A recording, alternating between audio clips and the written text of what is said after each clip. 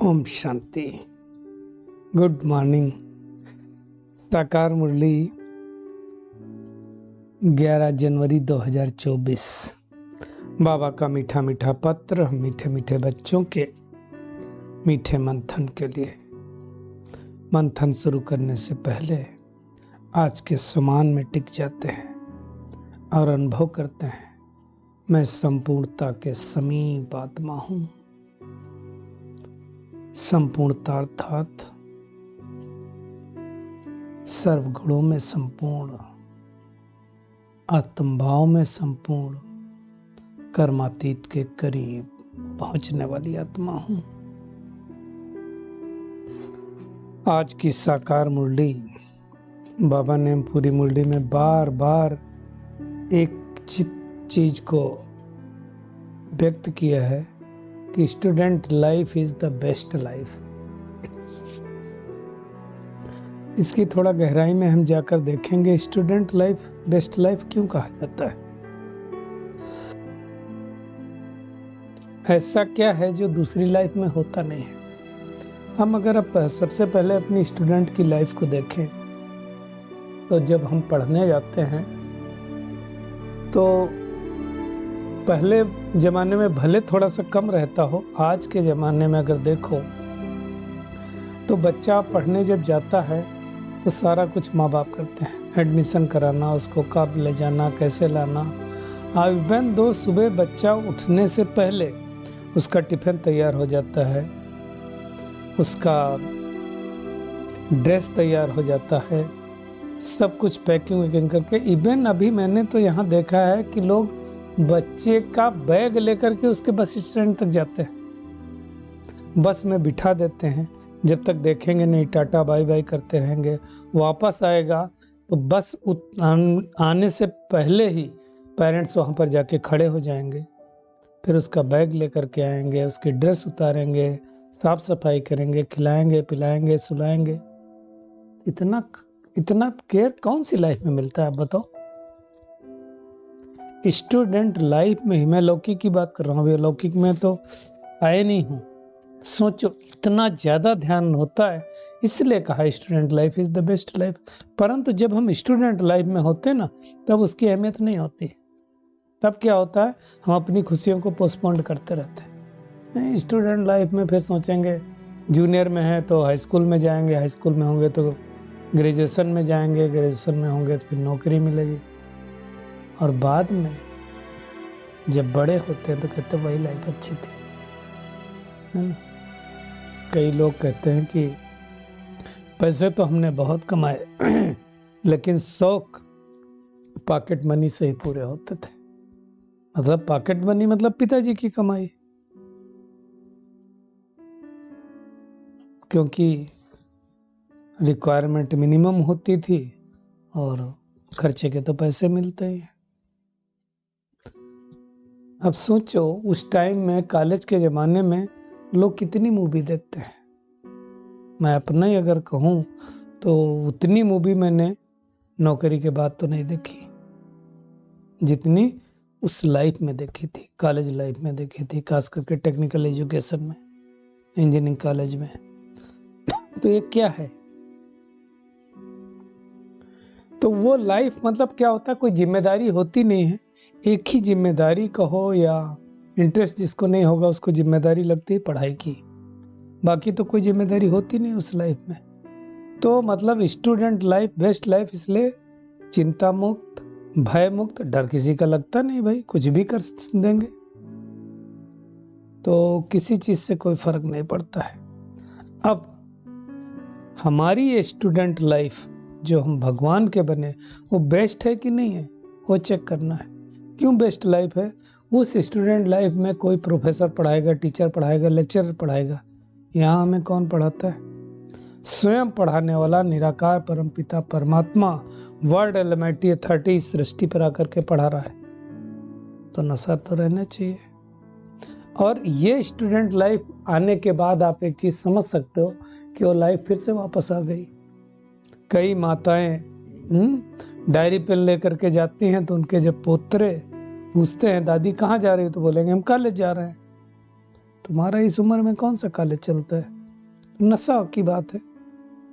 तो वो लाइफ जब फिर से आ जाती है, पहले तो हम वहाँ, यहाँ तो अभी नहीं हुआ मथुरा में, यहाँ एक बार हुआ शायद, मथुरा में एग्जाम करते थे, हर अव्यक्त वाणी का एग्जाम करते थे, तो वो अलग से फिर से पढ़ने का उमंग गुस्सा आता है। तो इस नशे में होना चाहिए कि हमको परमात्मा ने स्टूडेंट लाइफ फिर से कर दी, हमारे ऊपर बृहस्पति की दशा बैठ गई,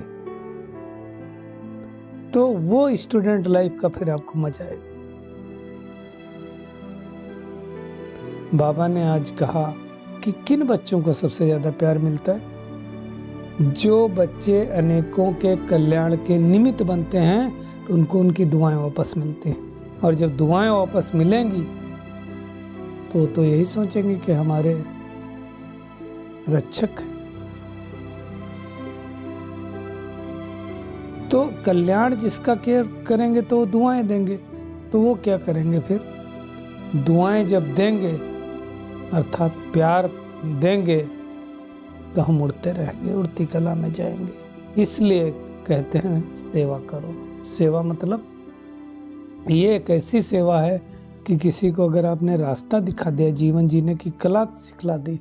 दुनिया में कहते हैं किसी भूखे को अगर आप भोजन देंगे तो 1 दिन देंगे, 2 दिन देंगे, 1 टाइम का देंगे, 2 टाइम का देंगे, लेकिन अगर उसको कमाने की टेक्निक सिखा दी तो सारा जीवन कमाएगा। तो ये टेक्निक है 21 जन्मों की, वो भी है ना। ये सब बातें हमको बाबा समझा रहा है। कहता है आत्माभिमानी होकर बैठो। कल क्या कहा था? अशरीरी होकर के। आज क्या कह रहा है? आत्माभिमानी होकर के बैठो। दोनों जरूरी हैं। योग करने बैठते हैं तो अशरीरीपन चाहिए, और जब हम कोई कर्म करते हैं तो फिर देही अभिमानी स्थिति चाहिए, है ना। जितना जितना बाबा को हम याद करेंगे उतना हमारे सिर से बोझा उतरेगा पापों का, और उतना हम हल्के होते जाएंगे। राजयोगी है ना, तो राजयोगी मतलब तपस्या करने वाले। कहाँ तपस्या कर रहे हैं? कल्प वृक्ष की जड़ में बैठ करके तपस्या कर रहे हैं, है ना। तो ऐसे बाप को, ऐसे परमपिता परमात्मा को अच्छे से याद करना है। हम भी इसके मालिक थे, अभी नहीं है, वो भगवान आकर के फिर से बना रहा है। फिर भी ऐसे ज्ञान को कई सुनने वाले, बाबा कहता आश्चर्यवश सुनंती कथंती भागंती हो जाती। ये है बाबा की लैंग्वेज, संस्कृत बाबा की। अहो मम माया, तुम कितनी जबरदस्त हो जो परमात्मा से बेमुख करा देते। पर्चा देने के बाद भी यही हाल है।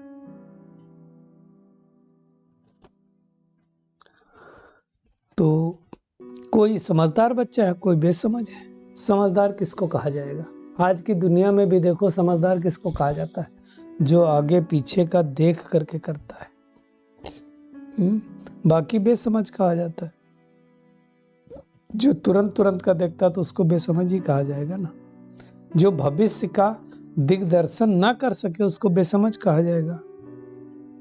तो हमें 21 जन्मों की बादशाही दिखाई दे रही है। भविष्य का दिग्दर्शन कर सकते कि नहीं कर सकते, वो चेक करना है। दुनिया में जब कोई शरीर छोड़ता तो क्या कहते हैं? स्वर्ग पधारा। बाबा कहता है तुम तो सच में स्वर्ग में जाने का पुरुषार्थ कर रहे हो। एक्चुअली अगर आप बाहर किसी को कहेंगे मैं स्वर्गवासी बनने का पुरुषार्थ कर रहा हूँ, तो बोलेगा इनका स्क्रू ढीला हो गया। स्वर्गवासी बनने का मतलब क्या हुआ? स्वर्ग में निवास करने का पुरुषार्थ कर रहे हैं, स्वर्ग का मालिक बनने का पुरुषार्थ कर रहे हैं। दुनिया में थोड़ी कोई कहेगा हम स्वर्ग को जा रहे हैं, बुरा माना जाता है। तो ये बातें सुन करके बाबा कहता है तुमको नशा चढ़ना चाहिए कि मैं आत्मा पुनः एक यूनिवर्सिटी का स्टूडेंट बनी हूं, और उस यूनिवर्सिटी का स्टूडेंट जहां पे प्रिंस प्रिंसेस बनने की पढ़ाई जाती, जहां पर मानव से देव बनने की गुण सिखलाए जाते हैं। तो ये नशा होना चाहिए। वास्तव में देखा जाए तो यही सत्यनारायण की कथा है, यही अमर कथा है, यही तीजरी की कथा है। दुनिया में कहते हैं नर ऐसी करनी करे नारायण बने, नारी ऐसी करनी करे लक्ष्मी। कैसे हो मालूम नहीं, पंडित जी आकर के वो जो कथा सत्यनारायण की सुनाते हैं, लीलावती, कलावती, लकड़हारा, सबकी कथा सुना करके चले जाते हैं। उनने कथा सुनी, बैकुंठ को पधारे, बैकुंठ को प्राप्त हुए। अरे कथा कौन सी सुनी वो तो बताओ। ये कहते हैं कथा सुनी, प्रसाद का त्याग किया, ये किया, वो किया, परंतु कथा कौन सी वो किसी को मालूम नहीं है। बाबा ने आज विनाश के बारे में भी ये टेंशन खिंचवाया। दुनिया में लोग कहते हैं 40,000 वर्ष अभी पड़े ना, बाबा कहता है इतने वर्ष नहीं है। अब देखो 100 वर्ष के अंदर क्या क्या हुआ। अंग्रेज जब आते थे, 100 वर्ष के लगभग ही हो गया अंग्रेजों ने जब से भारत को गुलाम किया, मतलब आज़ादी मिले भी 100 वर्ष होने वाले हैं। तो 100 वर्ष पहले घोड़े गाड़ी में आते थे लोग, घोड़े से जाते थे, कोई सवारी नहीं थी। 100 वर्ष के अंदर ही साइकिलें भी आई, मोटरसाइकिल भी आई, कार भी आई, एरोप्लेन भी आई, सब तो इसी समय में आए। लाइट भी आई, लाइट कहाँ थी 100 साल पहले। तो ये सब आ गया। अब धीरे धीरे और परिवर्तन होने वाला है। उस परिवर्तन के निमित्त परमात्मा इस सृष्टि पर आकर के हमें ज्ञान दे रहा है। बाबा कहता है तुम खुदाई खिदमतगार बनते हो। खुदा जब इस सृष्टि में आता है तो उसकी खिदमत में जो जो आत्माएं हाजिर होती, उसकी मददगार बनती है, उनको खुदाई खिदमतगार कहा जाता है।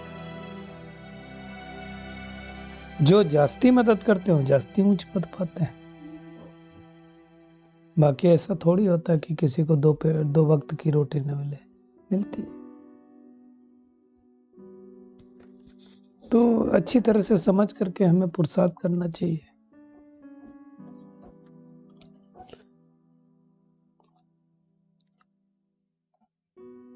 दुनिया में बाबा ने कहा देखो, ये बाप तुमको रोटी नहीं देगा क्या?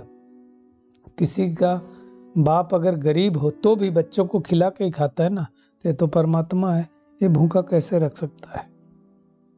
बस मेहनत करनी है। बाबा ने कहा जब फुर्सत मिले तो क्या करो, लक्ष्मी नारायण के चित्र के सामने बैठ जाओ। बाबा ने कहा रात में सोने से पहले भी उस चित्र को देखो और देखने के बाद सोचो कि अरे बाबा आप हमें ऐसा बना रहे हो। फिर रात में क्या होगा, वही चित्र सबकॉन्शियस माइंड लेकर के जाएगा तो सपने भी वैसे आएंगे, फिर आपको आनंद आएगा। 1-2 बारी तो हमने ऐसा सपना देखा, 2-3 बारी देखा, मतलब कि कोई परिस्थिति आई, हम कहीं जा रहे थे और कोई परिस्थिति आई, कोई परिस्थिति मतलब भयंकर परिस्थिति आई, कोई मार रहा था या कुछ कर रहा था। अब हमारे अंदर क्या पावर आई कि हम उड़ने लगे और उड़ करके उस परिस्थिति के पार चले गए। तो ऐसे ऐसे जब आते हैं तो मजा आता है सपना। इसलिए बाबा ने कहा कि लक्ष्मी नारायण के चित्र को देख करके तो मजा आएगा तुमको। सोचो कि भगवान हमें ऐसा पढ़ा रहा है। बाबा ने कहा चित्र तो सबके पास होने चाहिए। सारा मदार पढ़ाई पर, स्वर्ग के मालिक तो बनेंगे सभी।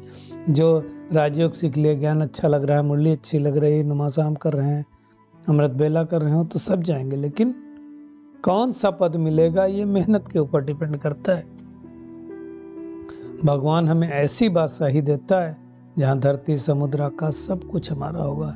यहाँ तो सब पर आए, बस करना क्या है, विकार मुक्त बनना है, परमात्मा के बताए गए रास्तों पर चलना है। जो ज्ञान परमात्मा ने दिया है अनेकों को सुनाना है।